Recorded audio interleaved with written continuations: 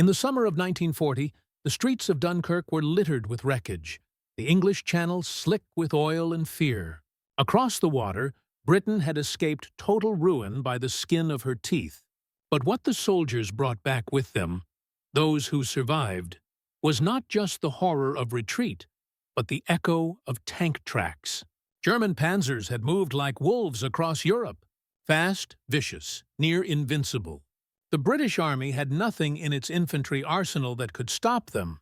Not the boys' anti-tank rifle, not grenades, and definitely not blind courage. Something had to change. Behind the lines, in workshops buried under blackout curtains and piles of ministry paperwork, the race began. Not to invent a better tank. Britain didn't have the time or resources.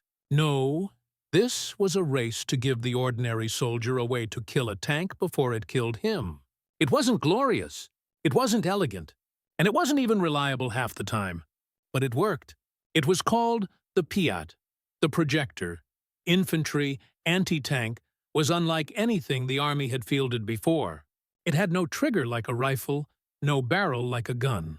It was a 32-pound metal brute, powered not by explosives, but by a gigantic spring. To fire it, the soldier had to brace it against the ground, then slam down with every ounce of strength to cock it. It kicked like a mule, bruised shoulders, cracked jaws, but it could send a 2.5-pound shaped charge screaming toward enemy armor at 115 meters per second. And that shaped charge? That was the real trick. The PIAT used the Monroe effect, focused explosive energy to punch straight through tank armor. It didn't need velocity, just contact, just guts. It entered the war quietly, in the dusty hills of North Africa. British troops in Tunisia, Churchill's desert rats, were the first to feel its recoil. At first, they hated it. Too heavy, too awkward, too unpredictable. But then the tanks came, and everything changed. In the rocky hills near Majez El Bab, in 1943, Lance Corporal A.T. Williams of the 6th Battalion, Royal Inniskilling Fusiliers, lay in wait. A Panzer III was closing in. His Bren gun was useless, so he pulled out the PIAT. He cocked it, barely, and took aim. He fired. The tank didn't explode in fire and glory. Instead, it shuddered. The charge had punched through the side plating. The crew panicked. The hatch flew open. Smoke billowed out. And just like that, the beast was dead. Word spread. By the time the Allies hit the beaches of Sicily, and later the Italian mainland, PIATs were standard kit. Training manuals from 1943, dusty and crinkled, showed the correct stance, but no manual could prepare you for the sheer terror of ambushing a Tiger tank. Still, men did it. In one bitter skirmish near Ortona, a Canadian soldier named Private Ken McAllister crawled through rubble, PIAT slung over his back like a cross. A Panther was parked across the square. Infantry pinned. The tank commander hadn't seen him. One shot.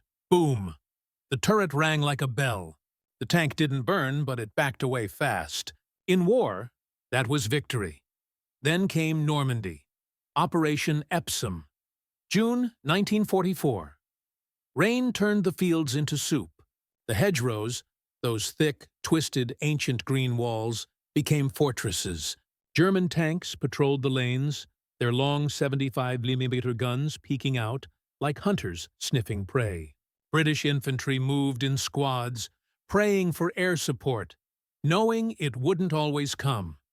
It was in these claustrophobic corridors of hedge and mud that the PIAT earned its brutal reputation. In Villers-Bocage, British troops fought house by house, corner by corner.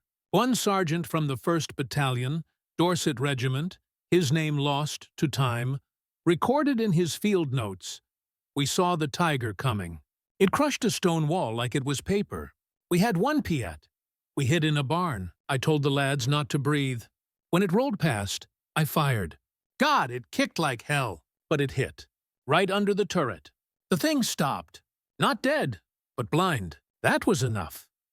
The Germans began to respect, fear even, the ungainly British launcher. They called it crude, savage, but effective. In after-action reports from the 12th SS Panzer Division, recovered from Bundesarchiv files, commanders noted that enemy infantry now engage armor at dangerously close ranges with shaped charge projectors. That was the true legacy of the PIAT. It wasn't just a weapon. It was a signal that infantry no longer had to run. They could stand their ground, and in the thickest fighting, on Hill 112, during Operation Jupiter, where British troops were ground to pieces trying to hold high ground against relentless panzer counterattacks, PIATs were the last line of defense. One man, one launcher, one shot. The grass on Hill 112 was soaked with blood and rain. July 1944. It was supposed to be just another high ground to take, another hill on the path to Caen. But Hill 112 became a slaughterhouse. The British 43rd Wessex Division, alongside the 11th Armoured, dug into the slopes while the Germans counterattacked with everything they had. Panzerviehs, Panthers, even dreaded Tigers from the 102nd SS Heavy Tank Battalion. It was here that the PIAT became less of a weapon and more of a lifeline. Private Reginald Reggie Collins from Birmingham had never fired one in combat. He'd done drills, of course, back in Sussex, kicked his shoulder out once during practice. They'd laughed about it in the barracks, but there was no laughing now. His platoon was down to 9 men. A Panther was prowling just beyond the tree line, engine idling like a beast waiting to pounce. Their radio was dead. Mortars had cut their section off from support. He had the PIAT. And one bomb. The thing was heavy, awkward, with a canvas strap that always dug into his neck. But in that moment, it felt like the only hope they had. The spring had already been cocked by a mate who'd been killed 10 minutes earlier by machine gun fire. Reggie didn't even think. He crawled on his belly through churned-up mud, past bodies that didn't move anymore, to a half-collapsed stone wall. He waited. The tank moved. Reggie's hands were trembling, but he aimed. The crosshairs were simple, metal wire and wishful thinking. He fired. The recoil almost knocked him cold. The bomb arced low, like a lazy football, then punched the side of the Panther just above the tracks. It didn't explode in flames. It hissed, popped, then sent a small plume of smoke from the side armor. The tank stopped. For a moment, nothing. Then the turret began to swing, blind, searching. Reggie didn't run. He reloaded. The weapon hadn't recocked automatically. It rarely did. He had to slam it into the dirt again, praying the spring wouldn't jam. The second shot fired just as the tank's machine gun opened up. This time, the shaped charge hit the rear hatch. It blew. The hatch flew open like a kicked door. Flames licked out. The crew inside screamed, then went silent. Reggie lay there for 10 more minutes before anyone dared move. When his sergeant found him, the PIAT was still in his arms. They gave him a military medal later. But Reggie would say for the rest of his life that it was the PIAT that did the real work. On the same hill, another account emerged, this time from a corporal in the 5th Battalion, Duke of Cornwall's Light Infantry. He had hidden in a foxhole with a clear view of a narrow lane. A Tiger tank rolled into sight. Infantry scattered. PIAT in hand, he aimed not for the tank itself, but for the narrow space between its hull and turret. The bomb hit. Not a kill, but the Tiger reversed immediately. The crew had no idea what hit them. These weren't isolated cases. British Army war diaries from Operation Jupiter are littered with grim little mentions. Enemy tank disabled by PIAT fire. PIAT crew knocked out a Panther at 30 yards. No AT support. PIAT used to delay armored advance. But using the PIAT wasn't just dangerous. It was often suicidal. In Normandy's infamous bocage, the close hedgerows worked both for and against the infantry. They offered cover, but they also forced soldiers to get dangerously close to tanks, 20 yards, sometimes less, just to get a clean shot. Many never got that second chance. During Operation Epsom, outside the village of Shu, Sergeant Malcolm Price led a section across a field when a Panzer IV opened fire. The machine gun cut down 2 men instantly. The rest dove into a shallow irrigation ditch. The PIAT man, a Scottish lad no older than 19, was already dead. Price grabbed the weapon and crawled forward, using the thick hedgerow as cover. He waited until the tank rolled right past him. Then he fired point-blank into the engine block. The bomb slammed into the rear plate, exploding with a low, brutal thud. The tank's rear hatch blew open. Smoke and oil poured out. The crew bailed, but were cut down by British rifle fire as they fled. By 1944, German tank crews had come to fear the PIAT. It was unpredictable, silent until it wasn't. You could be rolling through a sleepy French village one moment, and the next, your tank would shudder and die. The Germans noted it. In after-action reports from the 12th SS Panzer Division, officers repeatedly warned of British infantry equipped with short-range armor-destroying launchers and recommended greater infantry support around tanks. That alone proved something crucial. British foot soldiers, once helpless against armor, were now tank killers, and still, the weapon remained controversial. Soldiers swore at it, swore by it. Some would abandon it for captured Panzerfausts when possible. Others claimed they wouldn't go into a trench without one. It was a love-hate relationship carved into the DNA of post-Dunkirk desperation. The PIAT didn't win the war, but it gave the infantry a fighting chance in a world dominated by steel beasts and thunderous treads. The rain hadn't let up for days after Hill 112. Normandy was a muddy graveyard of men and metal. Tanks littered the hedgerows like rusted tombstones, and for every burning wreck of German steel, there was usually a PIAT team somewhere behind it, tired, shaken, sometimes bleeding, but alive. As the Allied advance pushed south from Caen, the fighting got uglier. The Germans were retreating, but never without a fight. British, Canadian, and Polish infantry units moved cautiously through every village and thicket, knowing the next ambush was never far away. Panzers were everywhere, dug in, camouflaged, or rolling silently at dawn. For the men carrying the PIATs, every corner was a potential kill zone. In the village of Maltot, just days after Operation Jupiter, a Canadian corporal named John Jackie Moreau led a reconnaissance patrol into the outskirts. They were checking for German holdouts, just a quiet sweep. But halfway down a narrow street, the low grumble of tank engines shattered the silence. A Tiger and 2 Panzer IVs were moving in column, likely repositioning to resist the next push. Moreau had 2 choices: run or fight. He chose the latter. They had 1 PIAT and 3 bombs. He posted his riflemen in second-story windows with orders to fire on the supporting infantry when the time came. Then, with Private Bill Connor, he set up behind a broken garden wall at the edge of a small courtyard. The tank column rolled closer. The Tiger came first. Its turret was scanning left, unaware. They let it pass. The Panzer IV behind it wasn't so lucky. At just 15 yards, Moreau took the shot. The PIAT roared. The shaped charge struck the thin side armor just above the tracks. Flames burst instantly from the impact point. Ammunition cooked off in a series of small, violent pops. The crew bailed, 1 man on fire, another limping and screaming. The Tiger stopped, reversed, but by then the infantry ambush had begun. Rifles opened up from above. Grenades rained down from balconies.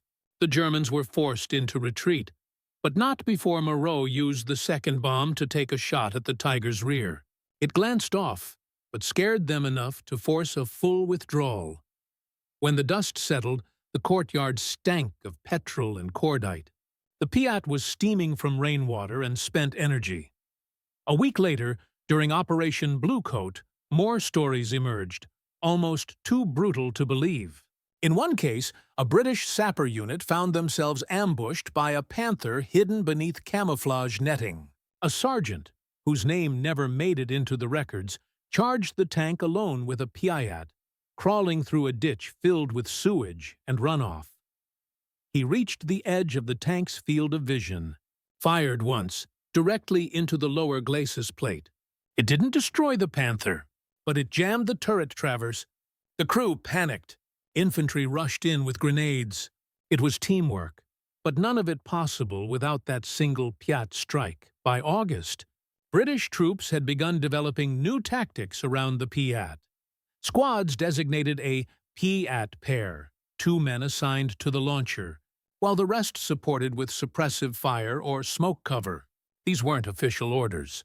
This was evolution by necessity. Soldiers adapting under fire. Not all encounters were successful. Near Falaise, during the final stages of closing the infamous pocket, one squad attempted to take out a Tiger II, the dreaded Königstiger. The bomb struck the frontal armor and simply disintegrated. The weapon wasn't designed for that kind of monster. The PIAT man was killed moments later by coaxial machine gun fire. His loader tried to drag him to cover but was gunned down too. It was a reminder that the PIAT, for all its power, had limits. There were some tanks it couldn't kill, only scare. But that fear was useful. Captured German diaries speak of it. The British have a strange launcher, silent until it hits you. We lost a Panther yesterday to one in a pigsty. It wasn't just a weapon. It was psychological warfare. A single PIAT team could stall an entire column, make tanks hesitate, make commanders think twice about pushing forward into tight village streets. By now, the men who used it were battle-hardened. Their shoulders bore the bruises of recoil. Their nerves were frayed by the gamble of every shot. Sometimes the weapon didn't recock. Sometimes it misfired entirely. But they kept carrying it, because when it worked, it changed everything. In battered villages from Tilly-sur-Seulles to Vire, scratched into stone walls or scribbled in diaries were these quiet records. PIAT used here. A tombstone for a tank. A marker of resistance. These men, these squads, didn't just fight tanks. They hunted them, one spring-loaded shot at a time.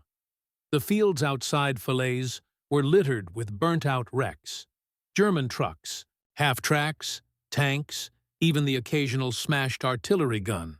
By August 1944, the Falaise pocket was closing, and the German 7th Army was in full retreat. The Allied forces had turned the tide, but the battle wasn't over. Not by a long shot. The Germans were fighting like trapped animals, desperate and brutal. And for the British infantry, that meant every day was a knife fight against tanks, ambushes, and last-ditch resistance. In those days, the PIAT wasn't just an anti-tank weapon. It became the Swiss Army knife of desperation.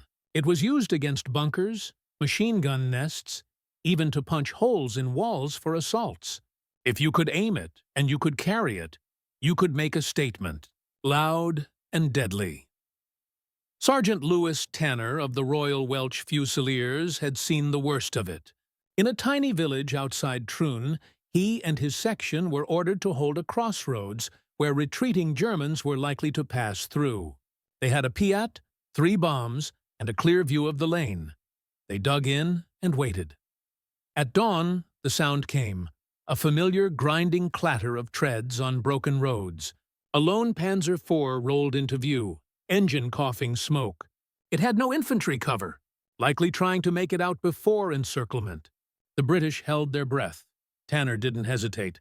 He aimed from a crouched position behind a hay cart. Fired.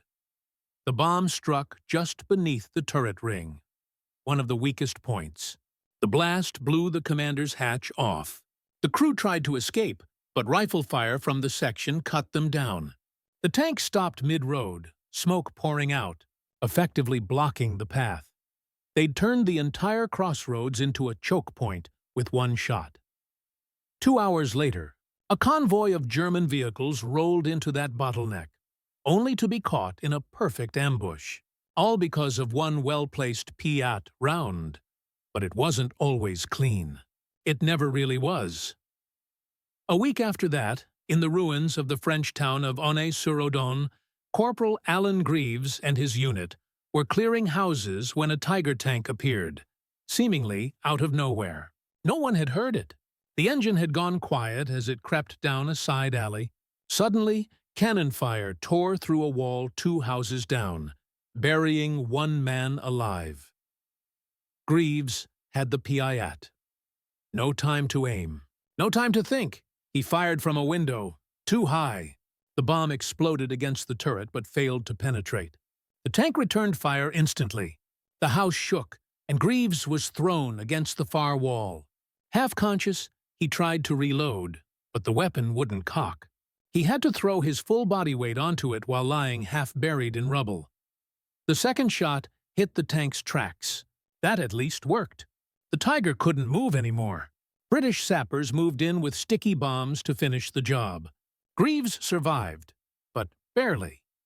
The truth was this: the PIAT was not a precision tool. It was a brutal, unforgiving, clunky device that asked too much from the men who carried it. And yet, they kept carrying it because they had to.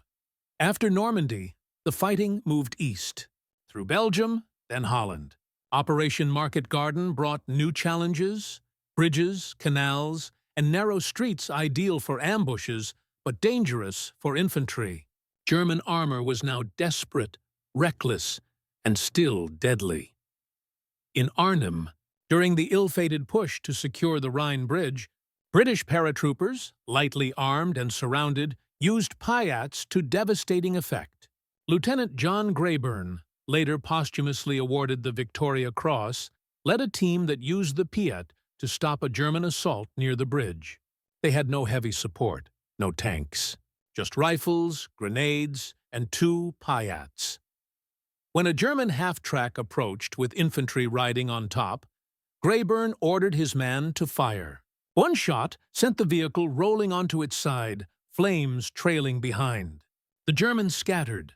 The paratroopers held the bridge a few hours longer. That's what the PIAT did. It bought time. It turned death traps into ambushes. It gave men without armor a way to fight armor. And yet, it remained hated. Soldiers cursed its weight. They dreaded the recoil. They joked about how it was more dangerous to the man firing it than the tank being fired at. But beneath all that, there was respect. It wasn't supposed to work. It wasn't even supposed to exist, not the way it did. It was a stopgap measure born from British desperation in 1942 when no one else had an answer. And somehow, it turned into one of the most iconic infantry weapons of the war. By the time the war neared its end, British manuals had updated their doctrine. The PIAT wasn't just anti-tank anymore. It was part of every plan. Every squad was trained in its use. It had earned its place, and the men who carried it, broken-shouldered, bruised-faced, but alive, they knew what it meant to stand their ground with nothing but spring-loaded defiance. As 1945 loomed and the Allies pushed toward the German border, the landscape of war had shifted. The days of massive tank battles across open fields were giving way to brutal, close-quarters combat in ruined towns, dense forests, and shattered industrial zones. The enemy wasn't just in tanks anymore. It was in cellars, behind collapsed walls, in the upper windows of buildings marked by shell fire. But the tanks hadn't disappeared, and neither had the PIAT. Winter hit hard in the Ardennes. Though the British weren't the main focus during the Battle of the Bulge, they still faced sudden, violent encounters with German armored units, breaking through narrow roads and villages. The Royal Scots Fusiliers were caught off guard in a small Belgian town called Marche-en-Famenne. A reconnaissance section had barely finished warming their tea when the sound of engines rumbled through the icy air. Panzer Grenadiers, supported by a Jagdpanzer IV, one of the low, sleek German tank destroyers, came roaring through the fog. Private Ewan Mallory had the PIAT. He was new, barely out of training. His sergeant barked at him, "Get to the door! Wait, don't shoot unless you see the whites of its fee-ing eyes." Mallory trembled as he positioned the launcher inside the frame of a half-blasted doorway. The Jagdpanzer crept around a corner. Its gun was fixed, no turret. That was their one chance. If they hit fast and hard, they might survive. The shot rang out. It slammed into the tank destroyer's lower side, just in front of the road wheels. There was a blinding flash. The vehicle lurched, tracks blown clean off. It didn't explode, but it couldn't move. The crew bailed out. Rifle fire took care of the rest. Mallory dropped the PIAT and vomited from the adrenaline. He would later say he never remembered aiming, just pulling, firing, then blinking into the smoke. He wasn't the only one. Dozens of similar stories came out of that frozen nightmare. British and Canadian units in Holland used the PIAT almost like an extension of themselves. It became second nature. You moved with it, slept next to it, prayed it wouldn't jam when it mattered. In February, during Operation Veritable, the final push through the Reichswald forest, British infantry found themselves fighting through a frozen maze of trees and fortified bunkers. Tanks couldn't move well in the mud, so infantry was often unsupported, going up against fortified machine guns and the occasional dug-in Panther. Corporal Mick Holloway of the 7th Battalion, Green Howards, crawled through undergrowth slick with melting snow. He had one job: take out a pillbox that had pinned down an entire platoon. It wasn't a tank, but the PIAT would do. He crept close, 15 yards, maybe less, braced the weapon against a tree trunk, and fired into the narrow firing slit. The shaped charge didn't just punch through, it tore the interior apart. The machine gun went silent. Smoke poured from the small concrete structure. When Holloway approached, he found nothing but scorched uniforms and silence inside. The PIAT was never meant to do that, but soldiers were using it like a battering ram, a hammer in a world of nails. And still, it kept being brutal. By now, every man who'd used it had scars. Not just physical, though there were plenty of bruises and broken shoulders, but mental. The recoil shook your bones. The fear of misfire haunted every trigger pull. Yet it was always there, slung over a back or hidden behind a wall, like a silent promise. If the tank comes, I'll be ready. In April, as British forces crossed the Rhine and advanced into the heart of Germany, the PIAT saw some of its last combat actions. At the outskirts of Bremen, a platoon of the King's Own Scottish borderers was clearing out pockets of resistance when a German Stoogie 3 self-propelled gun was spotted at the end of a street, supported by infantry. There was no time to wait for armor support. The buildings were too close anyway. Sergeant James Healy and his PIAT team took position behind a wrecked German Kubelwagen. The PIAT was cocked. A single bomb remained. Healy fired. The bomb slammed into the upper hull of the Stoogie, just above the gun mantlet. The explosion was deafening in the narrow street. The vehicle didn't explode, but it shuddered to a halt. Its main gun drooped slightly. A crew member tried to escape and was shot instantly. The rest surrendered. That would be one of the final confirmed PIAT kills of the war. By May 1945, the fighting in Europe was over. The tanks stopped. The guns fell silent. The PIAT, heavy and primitive as it was, had outlived its purpose. It was retired not long after, replaced by newer, more reliable rocket-propelled systems. But for those who'd used it, who had fired it through fear and mud and hell, it left a mark. In the museums today, the PIAT sits behind glass. Tourists glance at it, maybe read the label, then move on. But the veterans, those who know what it was like to kneel in a ruined street, listening to tank treads coming closer, gripping that spring-loaded beast, they remember. It was ugly, brutal, imperfect, but it let them stand their ground. Peace came awkwardly to Europe.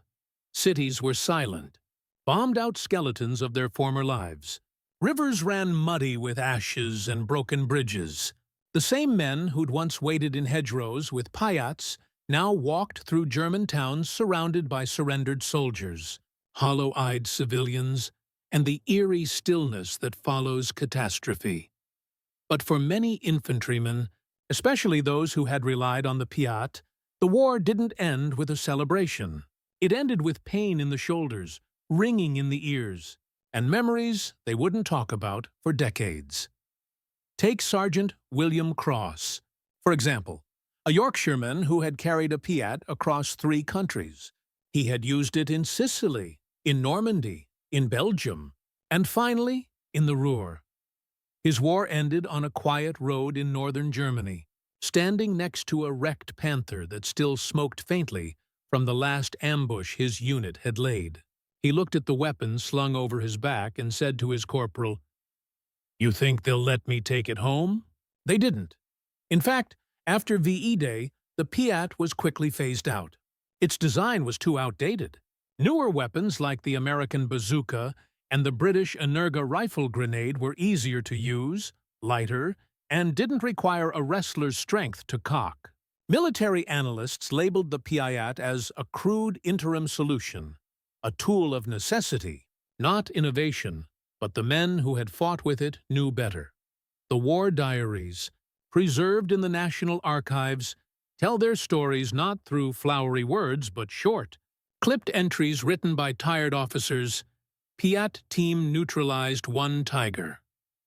Anti-tank projector, successful at 25 YDDs. Loader killed instantly by return fire. PIAT ineffective at range, fired from 10 YDDs. Operators suffered shoulder dislocation. It was also clinical, but beneath those words lay something real, something raw. The PIAT had been born out of desperation in 1942, developed by engineers and ordnance officers who understood one terrifying truth. If the infantry couldn't stop tanks, the war would be lost. Britain couldn't wait for better guns. They had to fight now.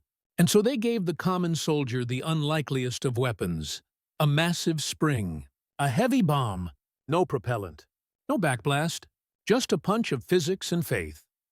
In post-war interviews archived by the Imperial War Museum, PIAT operators speak with the same kind of half-proud, half-pained tone. Some chuckle when they describe the recoil. Others pause when asked what it felt like to kneel alone, waiting for a tank to round the corner.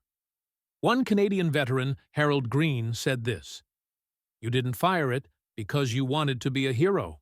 You fired it because no one else had anything that would stop the damn thing." And then there was the fear, not of dying, soldiers expected that, but of the weapon not working, of pulling the trigger and hearing nothing, of having 1 shot and knowing it had to count. That fear forged a special kind of courage. The kind that didn't look like the posters or the parades. It looked like a 20-year-old private with dirt on his face, sweat in his eyes, and a PIAT pressed into his bruised shoulder, whispering to himself, "Please work. Please work this time." Today, the PIAT is rarely remembered. It sits in quiet corners of museums, overshadowed by tanks, Spitfires, and Enfield rifles. War movies rarely feature it. Video games often get it wrong. Most people think it was just another grenade launcher. But it wasn't. It was a statement that even the smallest man, with the ugliest weapon, could bring down a giant. It reminded the world that courage didn't always roar. Sometimes it creaked, it groaned, it fired once, then needed to be cocked again with shaking hands.